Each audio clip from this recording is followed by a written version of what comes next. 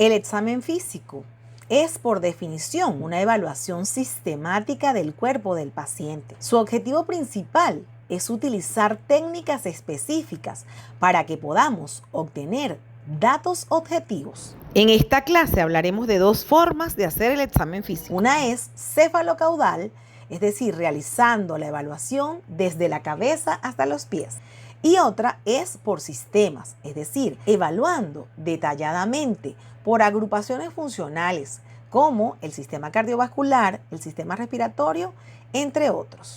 Es importante que nosotros entendamos que existen 4 técnicas fundamentales para realizar la evaluación sistemática. Anoten esto y visualicen cómo se utilizarán en sus pacientes. La primera técnica es la inspección, que no es más que una mirada aguda e intencionada a los síntomas de nuestro paciente. La palpación, que es el tacto clínico que nos permite sentir lo que nuestros ojos no ven. Y la percusión, que son pequeños golpes estratégicos para interpretar los sonidos que nos devuelve el cuerpo. Y por último, la auscultación, que es el uso de un instrumento como nuestro oído profundo para escuchar el ritmo y la vida de los órganos internos. Dominar el examen físico requiere práctica, paciencia y sobre todo mucho respeto por el otro.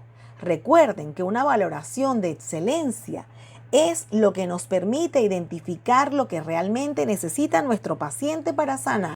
Vamos a aprender a afinar los sentidos y a seguir construyendo juntos una práctica de enfermería basada en la evidencia. Vamos a aprender en primera instancia lo que es la inspección, que es el poder de la observación consciente. Comenzamos con la inspección, que es la primera técnica de examen físico. Se realiza de forma continua durante toda nuestra interacción con las personas o pacientes. Nosotros no solamente ponemos atención viéndolo, sino que decodificamos lo que vemos. Implica evaluar la apariencia general del paciente, su estado de conciencia, si está alerta o somnoliento, su postura, su marcha, su expresión facial y también incluye observar su higiene personal, su vestimenta, si es adecuada o no. Y atención aquí, la inspección se expande al entorno del paciente, es decir, debemos observar la limpieza de su habitación o cubículo, los equipos médicos presentes y si tiene algún método invasivo como sonda, catéter o algún elemento de seguridad a su alrededor. La otra técnica es la palpación. Una vez que hemos observado al paciente, pasamos a la palpación. Nuestras manos son instrumentos de alta precisión. El tacto es crucial para obtener información valiosa sobre el estado de la piel y de los tejidos superficiales. Con la palpación complementamos y confirmamos exactamente aquello que ya descubrimos a través de lo que vimos. Sentimos la temperatura, la textura, la presencia de masas y si existe dolor al contacto, siempre con el mayor de los respetos posibles, porque estamos tratando a un paciente. La percusión es otra de nuestras técnicas fundamentales en el examen físico y consiste en dar pequeños golpecitos muy calculados y rítmicos sobre la superficie del cuerpo, generalmente usando nuestros propios dedos o una herramienta como un martillo percutor.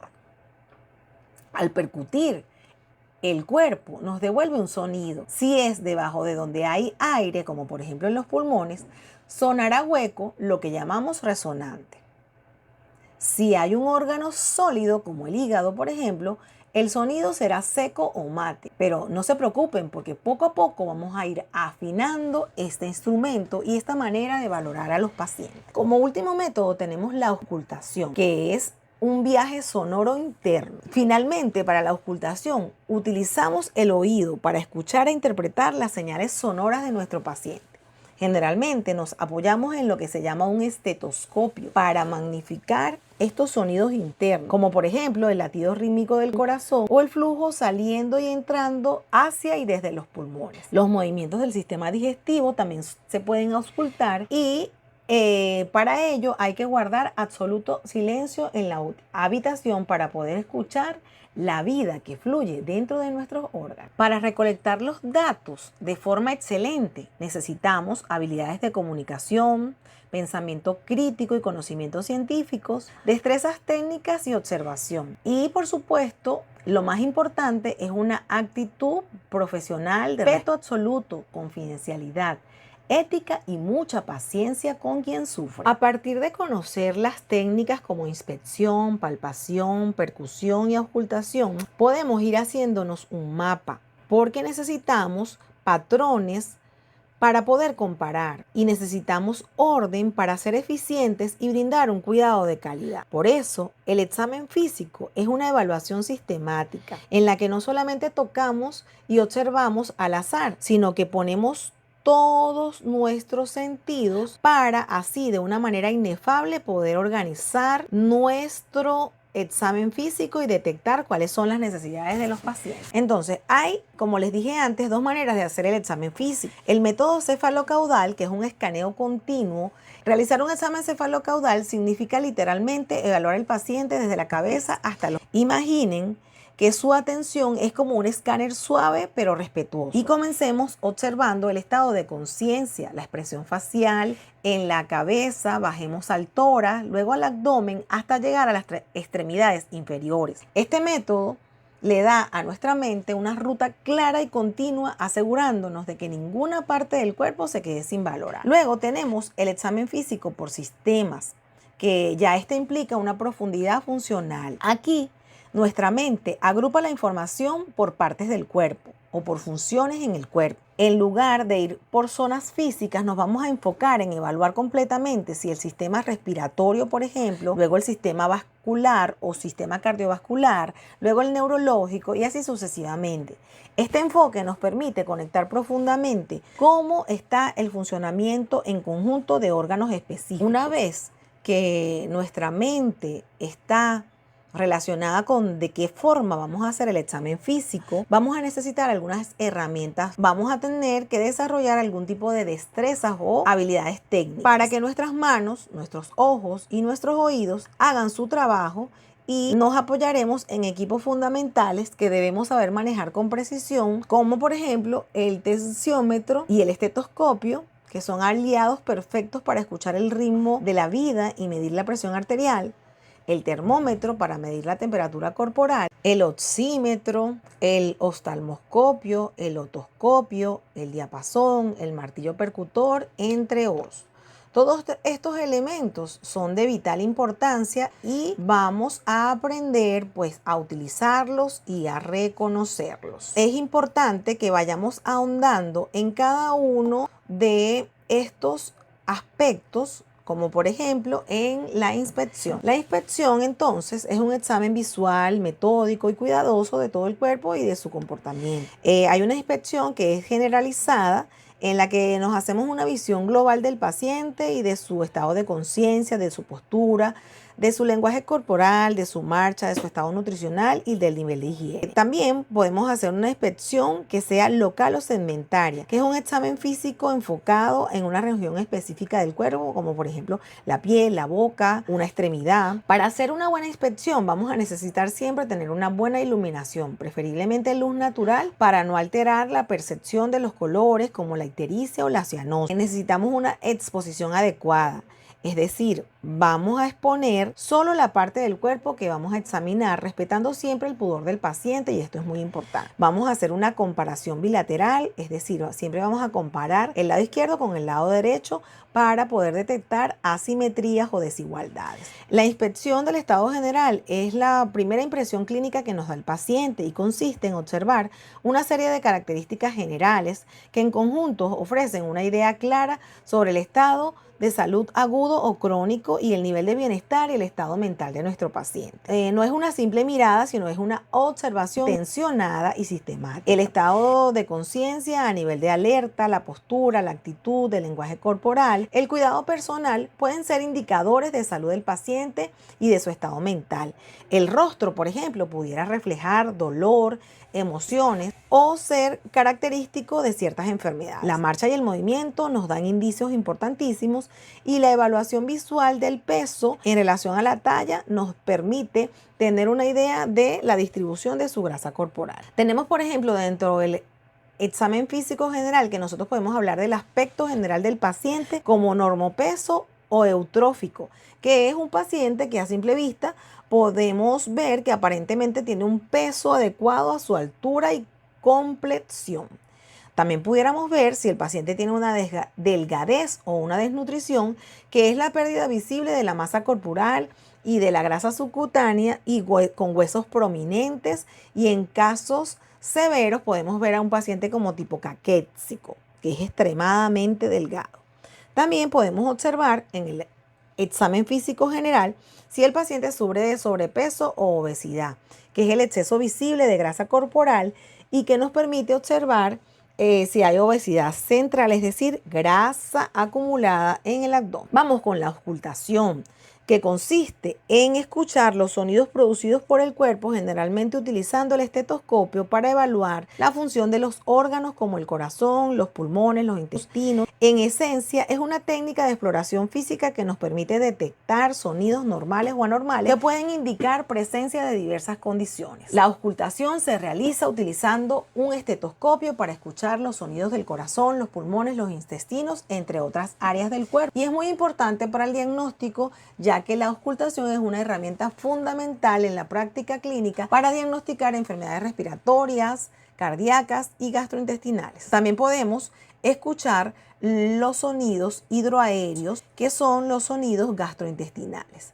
La escucha de los sonidos producidos por los órganos internos es una de las técnicas más importantes de valoración cardíaca, respiratoria y abdominal. El estetoscopio es la herramienta que se utiliza y está conformada por el diafragma plano y grande, que se utiliza para hacer una presión firme y nos permite captar los sonidos. Otra parte del estetoscopio La campana, que es el lado cóncavo y pequeño, que se utiliza con precisión y muy suave, apenas tocando la piel, y es mejor para captar los sonidos de baja frecuencia, como algún tipo de soplo cardíaco. Después tenemos la palpación, que nos permite sentir para comprender. Es el uso del tacto o de las manos para recopilar información sobre las estructuras corporales de nuestro paciente. Podemos utilizar para la palpación la yema de los dedos, ya que es la mejor zona para evaluar la temperatura de la piel, y también podemos utilizar la superficie palmar, que es excelente para detectar vibraciones como frémitos cardíacos o respiratorios. La palpación puede ser superficial, que es ligera y se realiza con suavidad, aplicando una presión mínima de aproximadamente 1 centímetro para evaluar temperatura, humedad, sensibilidad superficial, turgencia de la piel, y siempre se realiza antes de la palpación profunda.